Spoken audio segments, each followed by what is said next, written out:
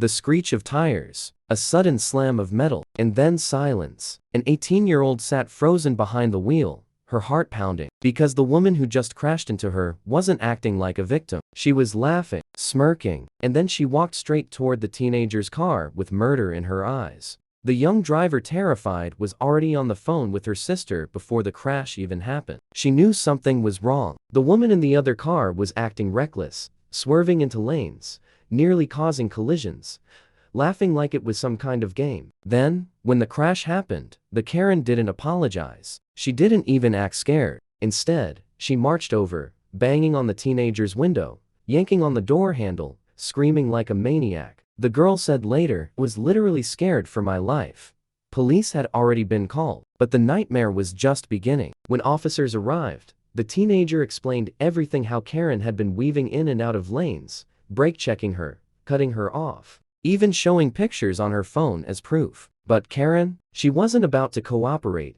When police asked for her license and registration, she sneered. "No, I work at the jail. I know my rights." She rolled up her window, locked her doors, and refused to budge. Officers ordered her to step out. She refused. They warned her. She still refused. And when they tried to open the door, she screamed, "Back up. Touch me and you'll be arrested." This wasn't just defiance. This was someone spiraling out of control. The officers knew she was impaired. They could smell it. They could see it. But still, she fought them every step of the way. When they finally forced the door open, Karen clung to the steering wheel like her life depended on it. They warned her she'd be tased if she didn't comply. She screamed back, "I'm not stupid. I know what you're doing." And then she was tased. Even that didn't stop her. On the ground, thrashing, cursing, begging, she still refused to put her feet inside the patrol car. She ranted about her kids, her period, her job at the jail, anything she thought could buy her sympathy. But the officers weren't playing games anymore.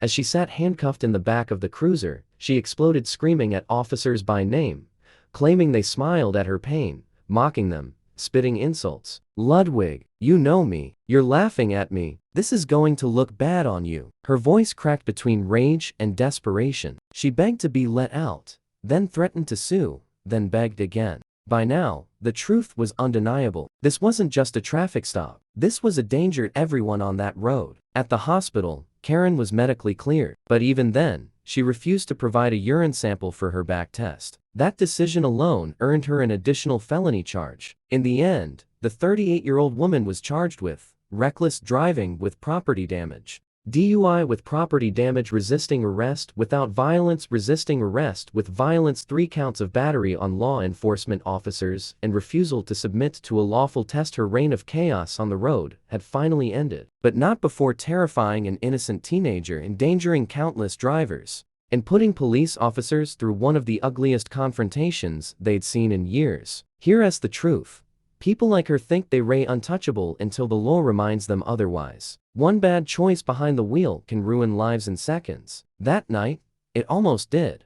So, what do you think? Should she have faced even harsher punishment, or was justice served?